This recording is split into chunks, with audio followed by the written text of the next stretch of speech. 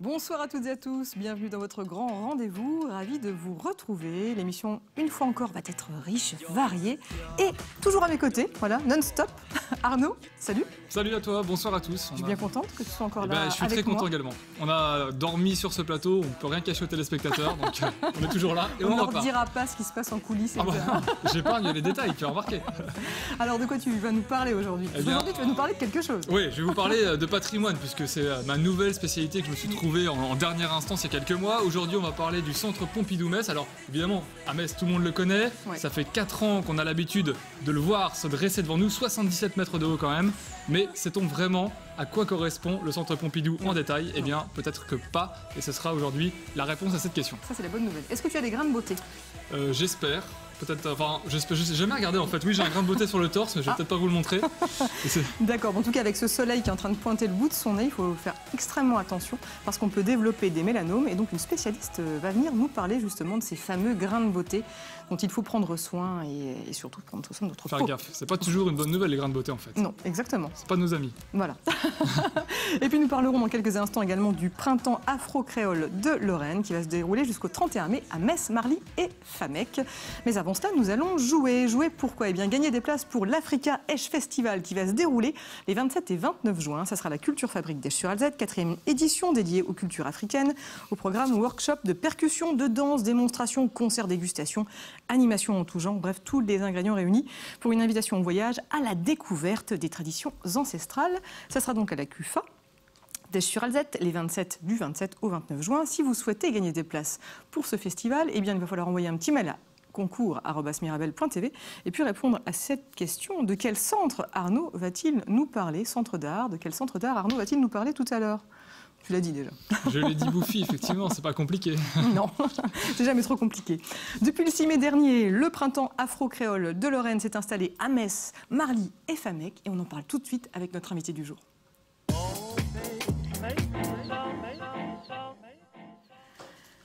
Et on accueille Daniel Jonas Rano. Bonsoir. Bonsoir. Alors, vous êtes universitaire, chercheur et critique littéraire, et puis également à l'origine de ce printemps afro-créole de Lorraine, 2e édition, qui a démarré le 6 mai dernier, qui va se poursuivre jusqu'au 31 mai à Metz, Marly et Famec. Alors, un événement, voilà, un peu nouveau dans le paysage, puisque 2e édition seulement. Vous aviez vraiment envie de mettre en lumière l'histoire, la culture des habitants d'outre-mer. Surtout leur richesse. Oui. Voilà, c'est vrai que quand je suis arrivé ici, il n'y avait strictement rien qui rappelait aux originaires d'outre-mer qu'ils pouvaient, faire connaître leur culture, leur richesse. Et donc j'ai décidé de créer le printemps afro-créole de Lorraine pour pouvoir évidemment leur permettre, autour d'une plateforme, se rencontrer, échanger, simplement leur avoir et faire en sorte que les Lorrains, et précisément les Mosellans, puisque nous sommes à Metz, les rencontrent et découvrent un petit peu ce qu'il y a dans les départements d'outre-mer. Est-ce qu'ils sont nombreux, justement, les Lorrains, Mosellans, à venir, à être originaires d'outre-mer? Pour l'instant, j'ai rencontré 400 familles. Voilà, 400 familles. Et il y a de plus en plus d'originaires d'outre-mer, du fait des casernes, du fait des mariages mixtes et surtout des voyages. Puisqu'il y a de métissage. Du fait qu'il y a de plus en plus de Lorrains qui vont aux Antilles, les Antilles, à La Réunion aussi, et qui reviennent et qui, simplement, nous permettent d'avoir une plus grande communauté. Et c'est intéressant de s'occuper donc de ces gens-là parce qu'ils ont des richesses, je parlais, différentes. Alors, quelles sont-elles, justement, ces richesses? Vous savez, la Martinique, la Guadeloupe sont des départements français d'outre-mer, la Guyane aussi, mais ce ne sont pas des îles.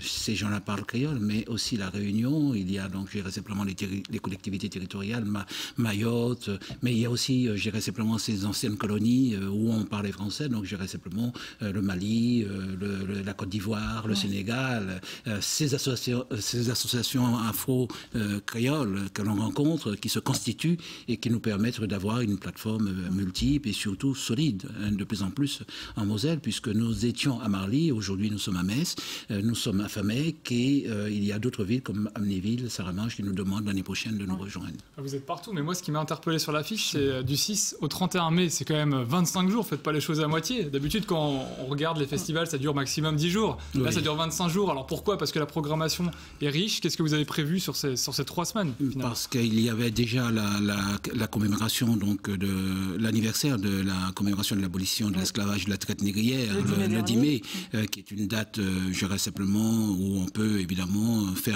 présenter un certain nombre de manifestations.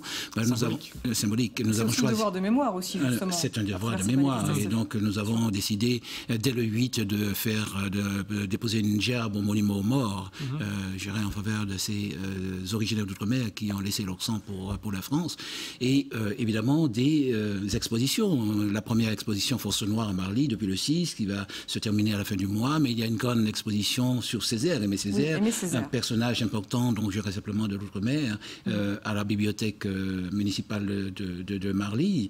Mais il y a une autre exposition dans le patio du Centre culturel La Louvière, une autre donc à Famec. Je dirais ces 3 semaines sont courtes parce qu'il y a différentes manifestations comme ça. J'ai parlé donc des expositions, mais il y a aussi un concert qui est donné à l'église Saint-Maximin à la place Mazelle, à Metz. Mais il y a donc le théâtre avec Pichibanda donc à l'opéra. Il y a donc un film, Rue Casse-Départ, que nous avons pu projeter. Vous êtes sur tous les fronts. Voilà, parce que ce sont nos richesses. Nous avons une très très grande soirée. Donc, une nuit créole. Alors ça donne envie, ça c'est le 24 mai. Une nuit créole. D'ailleurs, on a vu passer des images de fêtes. Oui. Ça a l'air d'être assez caliente. Vous y êtes invité. Vous y êtes invité comme le plus grand nombre. C'est samedi. Évidemment, c'est samedi. Voilà. Mais alors, j'ai invité le groupe Ajoupa Caraïbes, donc un groupe créole. Nous avons la confrérie du Rhum pour faire un historique bref sur l'histoire du Rhum, parce que c'est très très important. Et surtout le groupe Tahiti, alors Tahiti Show, donc de magnifiques danseuses qui viendront, et un groupe franco-malgache. Tout cela donc autour donc d'un menu bien précis. Il y a vraiment des saveurs particulières du coup que vous nous amenez, donc parce que vous allez être entre vous. Mais aussi, c'est du partage avec tous ceux qui ne sont pas. Voilà, c'est l'esprit même du printemps afro-créole de Lorraine. Des choses atypiques. C'est l'esprit même du printemps afro-créole de Lorraine. Et nous recevrons donc évidemment donc, nos invités avec je dirais simplement une coulée péléenne, donc avec sa lave, donc un petit punch, un petit planteur. Ah bah ça donne envie. Je pense que je vais libérer mon samedi soir du coup là. Et jusqu'à maintenant, donc je dirais dans ces manifestations, on rencontrait que des gens d'un certain âge, donc je dirais simplement des familles. Et cette année, nous avons décidé de faire venir un disque jockey africain et antillais, donc 2 disques jockeys, pour justement animer cette manifestation à l'intention des jeunes, parce que beaucoup de jeunes ont décidé de venir, et je pense que ce sera une très très belle fête. Un vrai mélange des générations, il ne faut pas oser aller pousser la porte. Je souhaite justement que ce soit ça. Je dirais simplement qu'il n'y ait pas cette barrière donc, je dirais, entre les générations, et que les gens s'amusent ensemble, se comprennent et échangent ensemble. Et puis c'est un vrai message de tolérance aussi que vous faites passer. Je crois qu'Aimé Césaire était à l'origine d'un mouvement littéraire, la négritude, qui était appelé par Sartre comme la négation de l'homme noir. Oui. C'est vraiment ça aussi.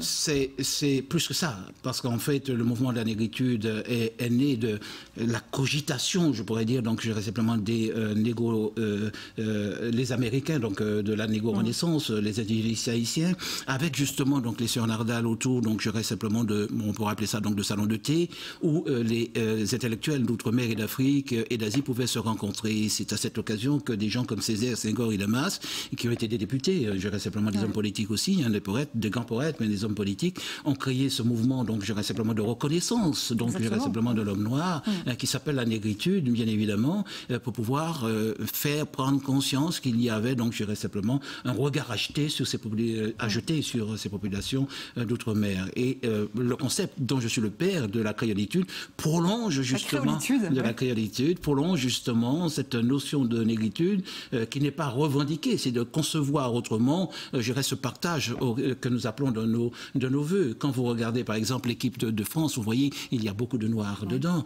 mais je dirais simplement il y a beaucoup de problèmes, je dirais simplement liés, donc je dirais simplement à la non-compréhension donc des différences. Or, les différences ne doivent pas amener des différents, mais justement amener les gens donc à s'adapter, à s'apprécier et à changer donc leur qualité. Donc pour nous, c'est ça, c'est un esprit donc d'ouverture, donc de tolérance et surtout de partage.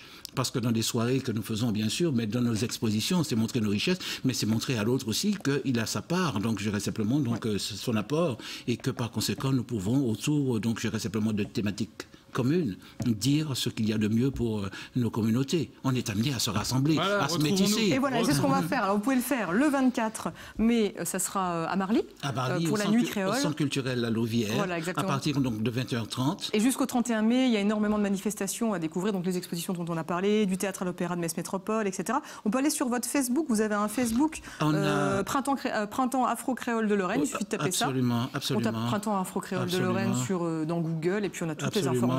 Où nous avons eu plus de 22 300 personnes qui nous ont visités, voilà. Et c'est une page où on a des vidéos de ce qui s'est passé l'année dernière et des manifestations à venir. Et donc tout le monde peut y aller et de ne pas oublier de liker surtout. Je pense que le message a été entendu. Vous restez à nos côtés ? Avec plaisir. Bien sûr. Je vais vous emmener faire un petit tour dans un jardin à Roseuriol. Ce sont deux artistes, Pierre et Christine Kopp, qui ouvrent justement les portes de leur jardin et de leur petite galerie. Donc en fait, vous allez pouvoir découvrir leurs œuvres, leurs derniers travaux, peintures, dessins, céramiques, mais également les pépiniéristes de F comme Fleur et le brocanteur Lilo Picadacci. De quoi dégoter des petites perles en matière artistique, de brocante, etc. pour décorer son jardin, son intérieur et tout ce qu'on veut. C'est drôlement chouette. C'est à Roseuriol. Ça sera les samedis 24 et dimanche 25. 5 rue des Fraises. Pompidou. Quelle transition d'enfer. Arnaud, tu vas me faire rêver, j'attends ça parce que c'est un lieu que j'aime énormément, le centre Pompidou. Mais je ne sais pas si je vais te faire rêver. J'attends avec impatience de découvrir ce que tu vas nous en dire. Il y a des expositions magnifiques au centre Pompidou. Absolument. On va voir ça tout de suite. C'est la rubrique patrimoine.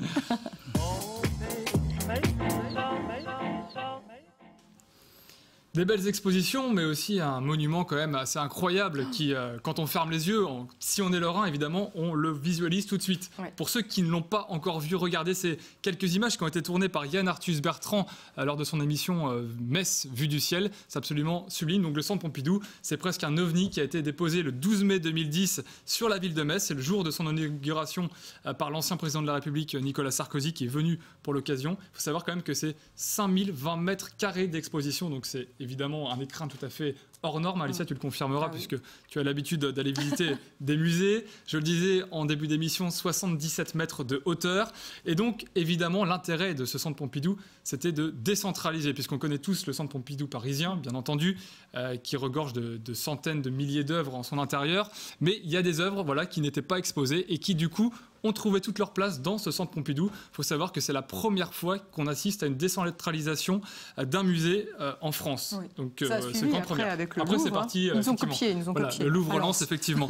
Et que c'est depuis 2010 et donc son ouverture le musée le plus visité hors Paris, avec plus de 2 millions de visiteurs en 4 ans, ce qui est absolument exceptionnel. Est-ce qu'on n'empêche pas les polémiques autour, pourtant? C'est vrai, il y a pas mal de polémiques, mais bon, ça, comme c'est la partie patrimoine, on va un petit peu l'occulter, on va parler en bien du centre Pompidou aujourd'hui. Alors, on a un point commun, parce qu'à Mirabel TV, on a quasiment ouvert l'antenne en même temps que l'inauguration du centre Pompidou, et le point commun, c'est qu'on a également plus de 2 millions de téléspectateurs. Certes, je m'enflamme peut-être un peu, mais bon, faut toujours y croire. Alors, une petite question, à mon avis, tu dois peut-être savoir, et peut-être que Daniel aura la réponse. D'où est venue l'idée, enfin le concept architectural de ce centre Pompidou? Comment est-il apparu? Je rappelle que ça a été réalisé par un architecte qui s'appelle Shigeru Ban. C'est un fameux Quelle idée il a eu? C'est le chapeau chinois, mais... Oui, effectivement. Cette architecture a été inspirée effectivement du chapeau chinois traditionnel. Donc il a voulu reproduire ici... Ou de la maison des Schtroumpfs, c'est ce qui est dit aussi. Maison des Schtroumpfs. Ouais, mais moi je préfère l'histoire du chapeau chinois. Donc on va quand même garder celle-là. Donc simplement pour rappeler qu'il a coûté quasiment 70 millions d'euros. Donc bon, c'est quand même une certaine somme qui ont été financées par 43 millions par la communauté d'agglomération de Metz Métropole. Donc voilà, ça c'est pour l'aspect un peu plus financier. Et puis il y a des expositions assez incroyables. On l'a dit, la toute première qui a été ouverte en 2010, c'était chef-d'œuvre, on s'en souvient tous, avec 800 œuvres qui ont été présentées, 800 œuvres de collection qui venaient justement du centre Pompidou parisien, avec des œuvres de Matisse, de Picasso, enfin voilà, des grands noms effectivement. Et puis les œuvres les expositions ont défilé pendant ces 4 ans et j'en ai encore une qui me fascine toujours, c'est 1917 qu'on l'on voit ici à l'image. C'est quelque part l'ouverture de la commémoration de la Première Guerre mondiale, les 100 ans du centenaire de la Première Guerre mondiale. Donc voilà, là aussi c'est absolument incroyable pour montrer qu'il y a eu également de la création artistique pendant la Première Guerre mondiale. Alicia a des expositions beaucoup plus récentes comme celle que l'on va voir ici, c'est Phare, qui va rester pendant 2 ans au Centre Pompidou et qui retrace l'histoire de l'art à travers le prisme du grand format. Donc là vraiment, c'est le caractère monumental des œuvres qui ont primé pour les artistes qui sont mis en exergue en ce moment au Centre Pompidou. Et des œuvres pour la première fois issues de la collection de Paris, puisque ce n'était pas le cas jusqu'à présent. Voilà, tout à fait, effectivement. Donc ça, il faut toujours signaler ce caractère premier, c'est-à-dire que voilà, grâce à ce Centre Pompidou, on a des œuvres qui ne seraient jamais apparues au grand public s'ils n'existaient pas. Et puis on a l'exposition Paparazzi qui est arrivée également. Ça, c'est jusqu'au 9 juin, alors faut se dépêcher. Faut y aller, faut y aller très vite. Il y a 600 clichés qui sont exposés là-bas et qui cartonnent. Alors c'est vrai qu'on en a beaucoup parlé également de cette exposition. Donc voilà, elle fait effectivement maintenant déjà presque partie de l'histoire de ce Centre Pompidou-Metz. Et on en espère, je ne sais pas si tu connais la programmation des l'exposition Une décennie qui va démarrer dès vendredi autour des années 90, je crois que c'est 1980 jusque dans les années 90. Une exposition qui promet d'être bien sympa aussi, bien funky. Elle va rester 10 ans.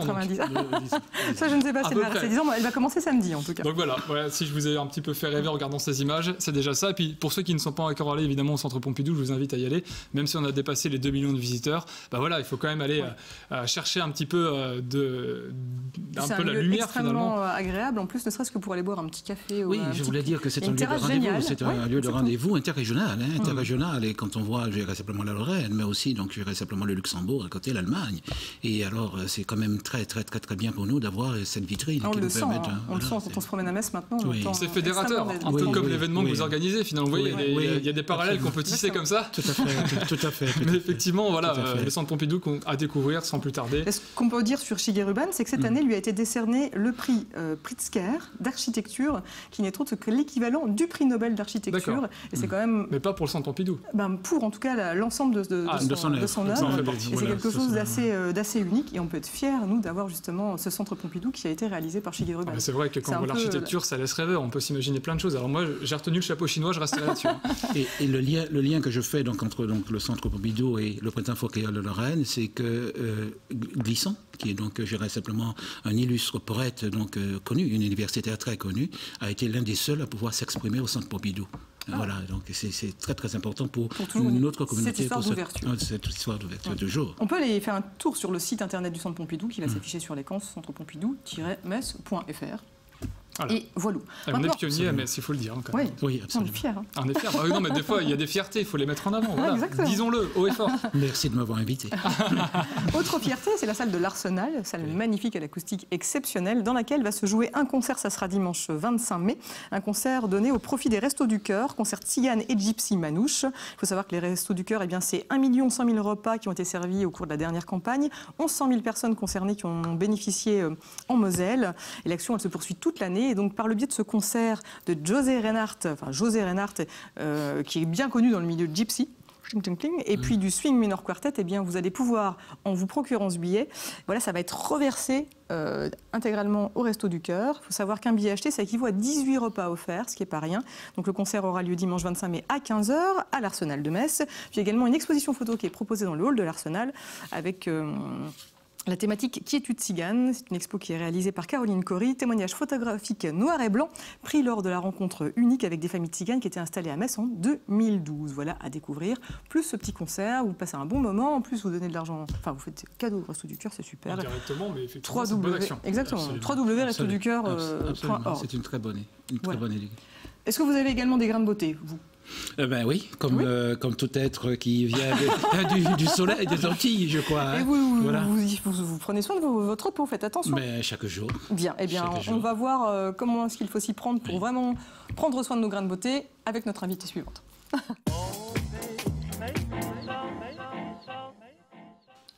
Notre invitée que nous accueillons, qui est le docteur Amélie Schoffler. Bonsoir. Bonsoir. Alors vous êtes dermatologue au CHR Metz-Thionville. Oui, tout à fait. Et alors je le disais, le soleil est de retour. Et puis alors quand on a tendance à s'exposer au soleil, comme moi, on aime bien se faire bronzer pour être un petit peu joli, etc. Mais quand on a plein de grains de beauté comme j'en ai, Visiblement, ça marche pas encore. Hein. Il va falloir qu'on continue. Je rigole. Voilà, donc moi j'ai énormément de grains de beauté. Mais ce qu'il faut savoir, c'est qu'il faut faire extrêmement attention, puisqu'on sait qu'aujourd'hui, 1700 décès ont lieu suite à la détection de mélanome, en tout cas un mélanome qui s'est développé. C'est le 9e cancer le plus fréquent et celui dont la fréquence augmente le plus. 10 000 nouveaux cas de mélanome par an. Donc voilà, on est en train de plomber l'atmosphère, ça fout un peu les jetons. Donc avant de développer un mélanome, qu'est-ce que c'est ?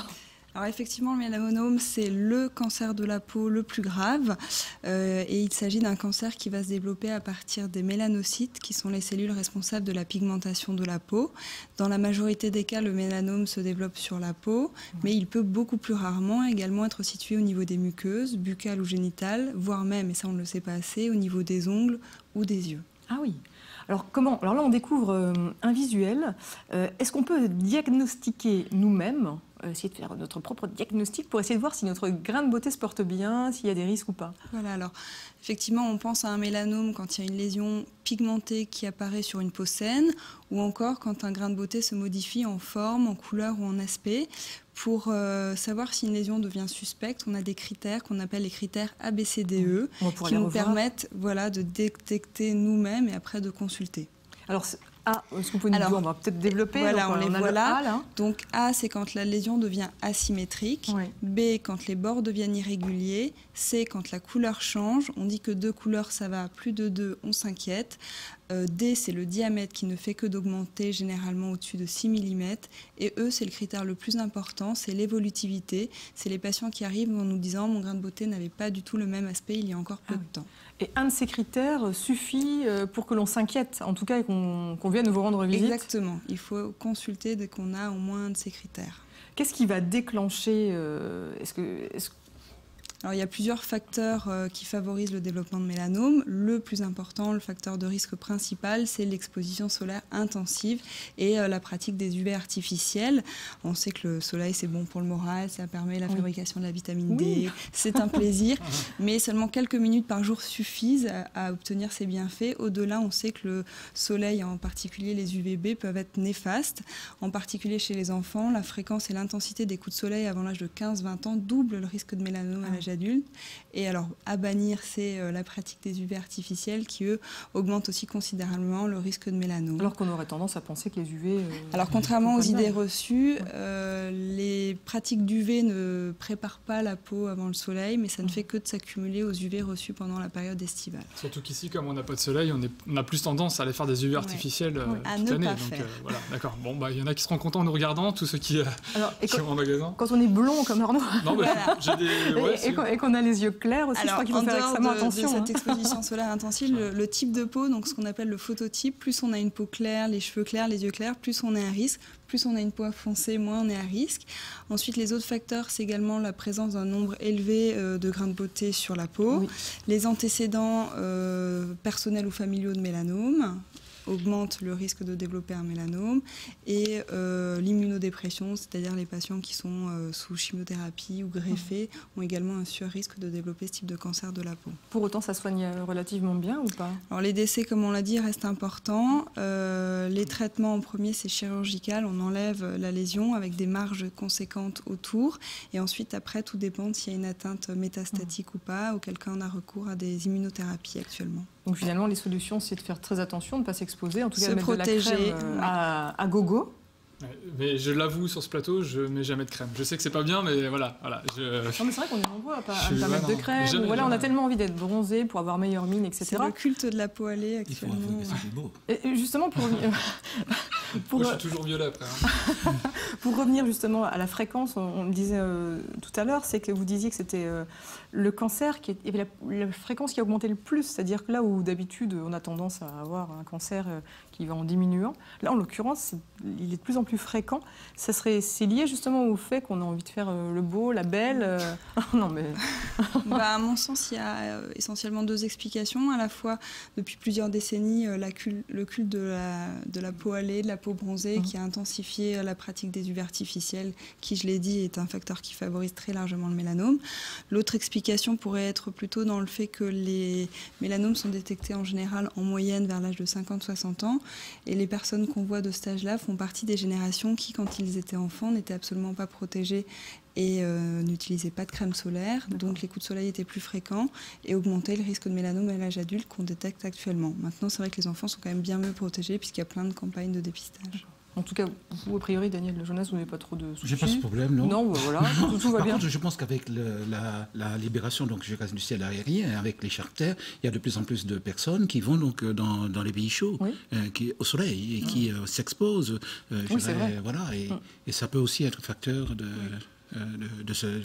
Bon, tenez-vous à carreaux, casquette, chemise et puis crème solaire à gogo. Oui, parce qu'on a envie que... Voilà, je suis en flip là parce que du coup, j'ai pas hâte d'avoir 50 ans en fait, là, parce que je crois que j'ai fait un peu trop d'excès dans ma jeunesse. Mais bon, on verra. Hein. On croise les doigts. Hein. Merci en tout cas. J'arrête maintenant. Écoutez, merci beaucoup. Avant de se quitter, on va faire un petit rappel sur le jeu concours. La question du jeu concours, quelle était-elle? C'était de quel centre d'art Quel centre d'art, oui, effectivement. Arnaud a-t-il parlé? Quel centre d'art a-t-il évoqué au cours de cette émission? Centre d'art. Moi, je ne sais pas si ça va aider, ou alors quel nom ancien président de la République ai-je évoqué aujourd'hui? Pourquoi pas? Oui, pourquoi pas, ça peut être... oui, c'est ça. On peut trouver des questions pendant des heures, en fait. Ok, un petit mail à concours. on conclut. Un petit mail à concours@mirabel.tv. Vous pourrez gagner des places pour aller les 27 et 29 juin à la Culture Fabrique pour un festival excellent aussi, puisque c'est l'Africa Edge Festival. Festival également de l'ouverture. Merci à tous les deux. Merci. On rappelle que le printemps afro-créole, c'est jusqu'au 31 mai. Metz, Famec, Marly. Mais le 24, j'y tiens. Le 24, la nuit créole, allez, tout le monde ira. Amélie Voilà. aussi, vous êtes invitée à la nuit créole. On ne risque pas d'attraper donc des mélanomes. Ah bah non, pas besoin de crème solaire. Voilà. Là, c'est tranquille. Arnaud, merci, à la prochaine. Ouais, la prochaine, là je prends un peu de repos quand même, là je vais m'évader, tiens, je vais me protéger aussi, et puis je reviendrai la semaine prochaine. D'accord, pas de souci. Et puis nous, on se retrouve demain pour de nouvelles aventures. Allez, bonne soirée sur Mirabel TV.